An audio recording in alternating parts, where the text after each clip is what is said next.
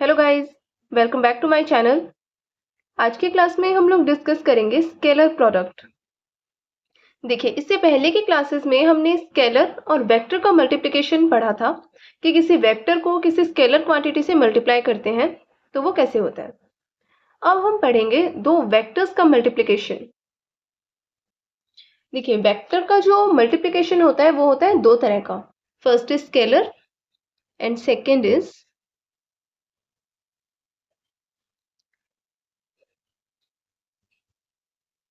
Vector product. Scalar product co dot product भी कहते हैं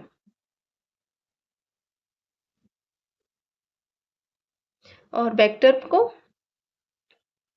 क्रॉस प्रोडक्ट। ऐसा क्यों? क्योंकि जब दो वेक्टर को डॉट प्रोडक्ट करते हैं तो हम इसे इस तरह से शो करते हैं, वेक्टर ए और वेक्टर बी के बीच में डॉट, और क्रॉस प्रोडक्ट को vector a cross vector b. आज की क्लास में हम सिर्फ डॉट प्रोडक्ट को ही स्टडी करेंगे, वेक्टर प्रोडक्ट हम नेक्स्ट क्लास में स्टडी करेंगे। ओके, तो सबसे पहले स्केलर प्रोडक्ट या डॉट प्रोडक्ट को शो कैसे करते हैं? वेक्टर ए डॉट वेक्टर बी, इसकी वैल्यू होती है mod of vector A mod of vector b cos theta. अब ये थीटा क्या है? वेक्टर ए और वेक्टर बी के बीच में बना एंगल।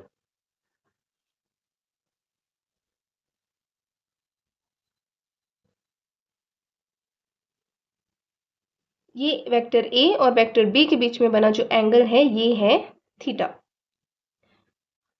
अब देखिए, अगर वेक्टर ए या वेक्टर बी में से कोई भी एक वेक्टर जीरो हो जाता है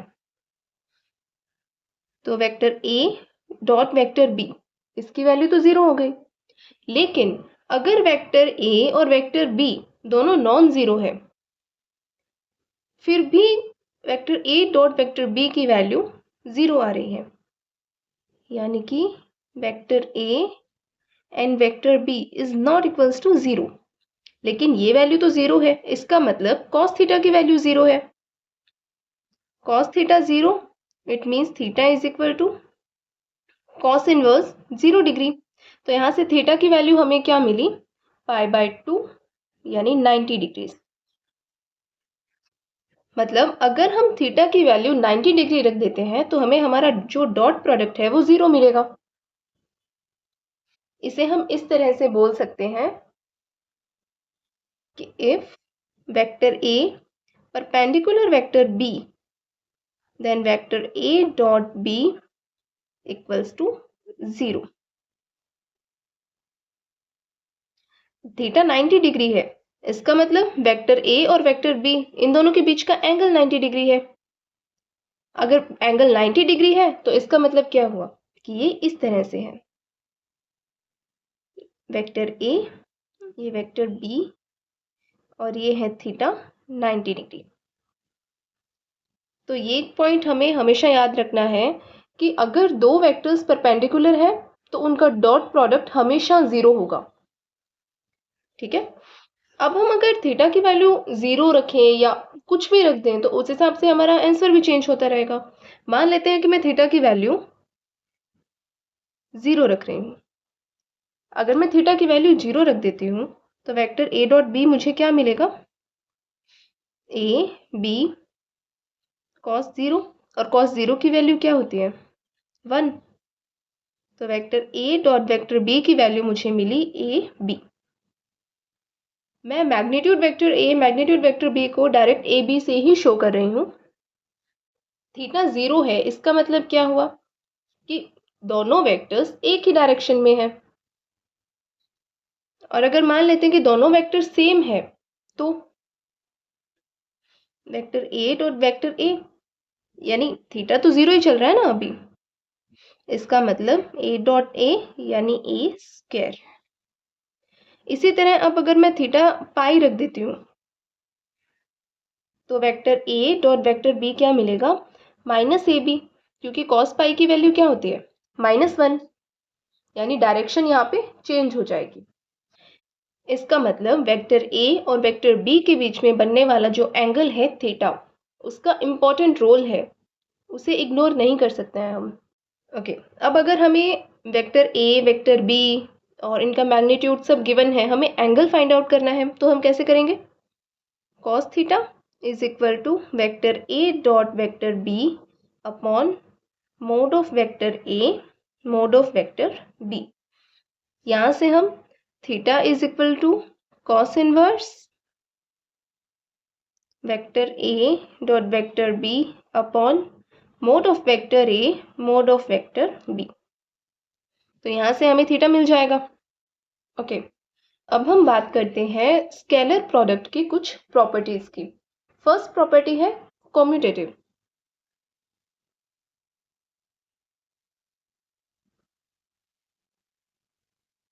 यानी वेक्टर ए डॉट वेक्टर बी ये कॉम्यूटेटिव है। इट मीन्स इसे हम लिख सकते हैं वेक्टर बी डॉट वेक्टर ए।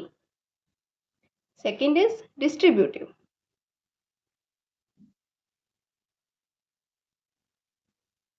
मतलब वेक्टर ए dot vector B plus vector C, इसे हम लिख सकते हैं वेक्टर ए dot vector B plus vector ए डॉट वेक्टर सी।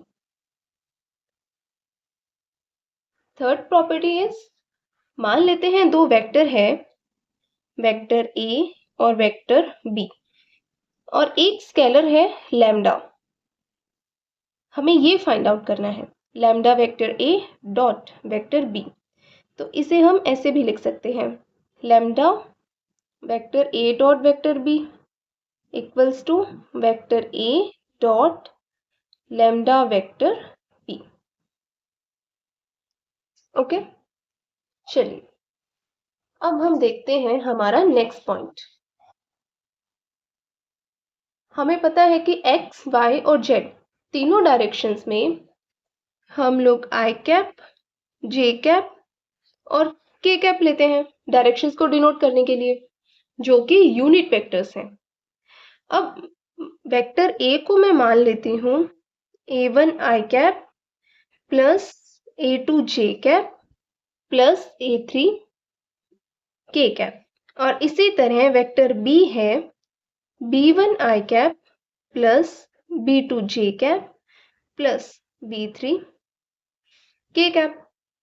अब अगर मुझे इन दोनों का डॉट प्रोडक्ट फाइंड आउट करना हो तो मैं कैसे करूंगी?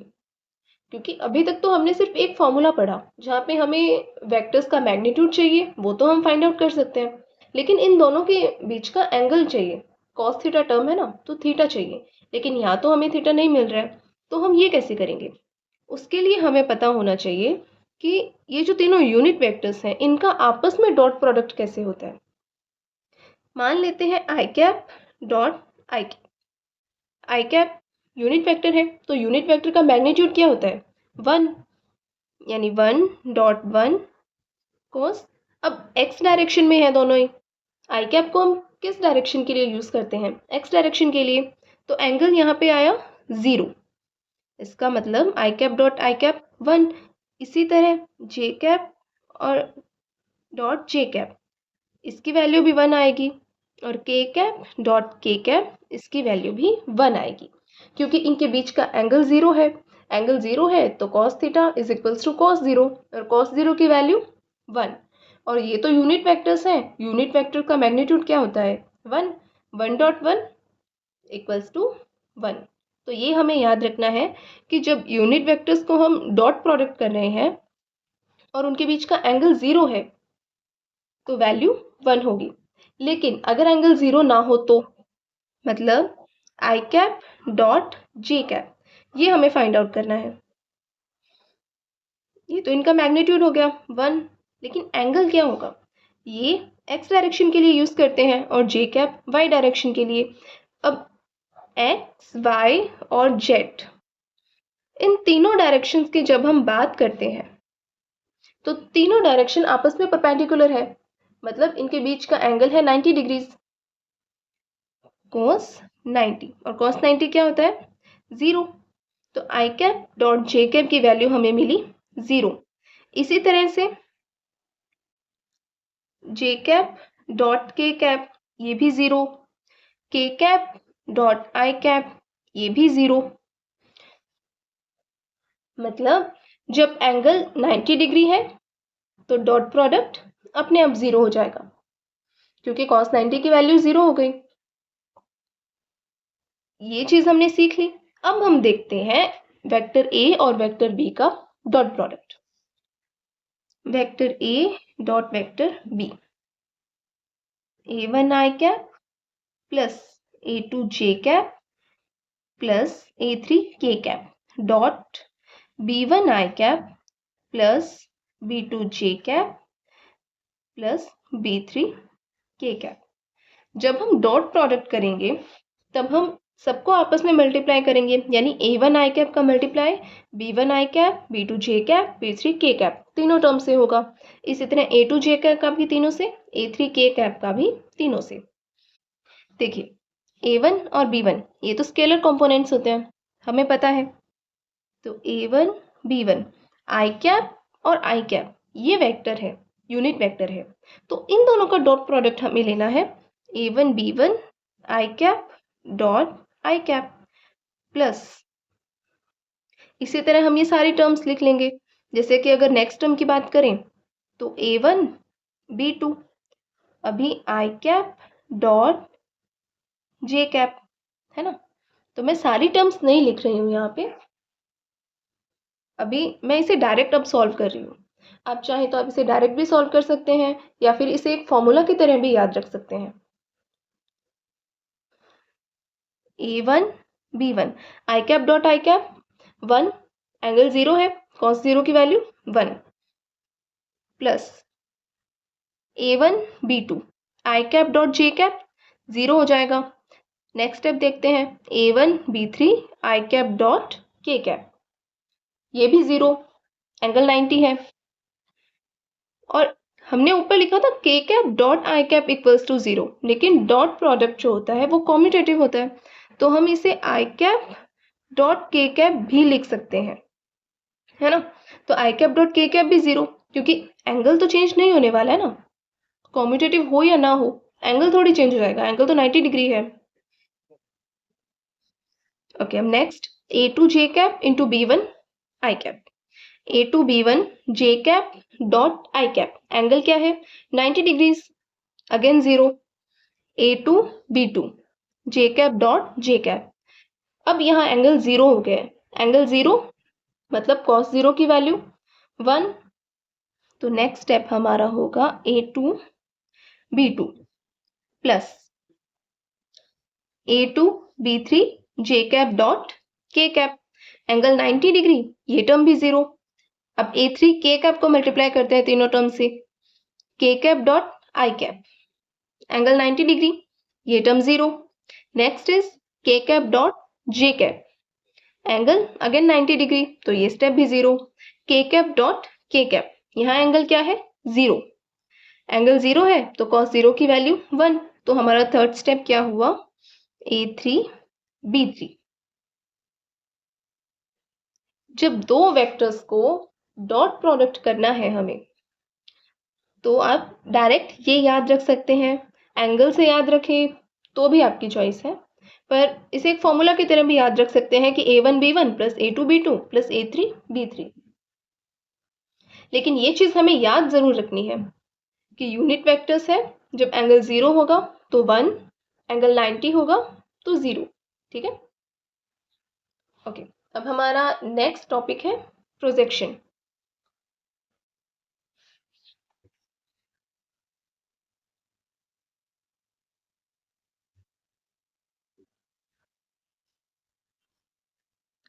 मान लेते हैं कि हमारे पास ये लाइन है, डायरेक्टेड लाइन बोल सकते हैं हम इसे, जिसे हम एल से शो कर रहे हैं, और ये है एक वेक्टर, वेक्टर ए। इन दोनों के बीच का एंगल है थीटा। ये जो लाइन एल है हम यहाँ मान लेते हैं एक वेक्टर है, वेक्टर बी। हमें ये बताना है कि वेक्टर ए का वेक्टर बी पर क्या प्रोजेक्शन होगा। Projection of vector A on vector B, इसे हम शो करेंगे वेक्टर ए डॉट बी कैप से। बी कैप है यूनिट वेक्टर, क्या होता है, vector B upon magnitude of vector B, यानी इसे हम लिख सकते हैं vector A dot vector B upon magnitude of vector B. देखिए हमने स्केलर प्रोडक्ट के बारे में अच्छे से पढ़ लिया है, इसकी सारी प्रॉपर्टीज़ भी पढ़ ली हैं और प्रोजेक्शन के बारे में भी। बाकी जब हम क्वेश्चन सॉल्व करेंगे तो हमें ज़्यादा अच्छे से ये सब क्लियर होगा। तो ओके फ्रेंड्स, आज के लिए इतना ही। अगर आपको कहीं भी कोई भी डाउट है तो आप मुझे कमेंट करके पूछ सकते हैं, और आपको वीडियोस पसंद आ रहे हैं then please like, share and comment and subscribe to my channel. Thank you for watching my videos. Thank you.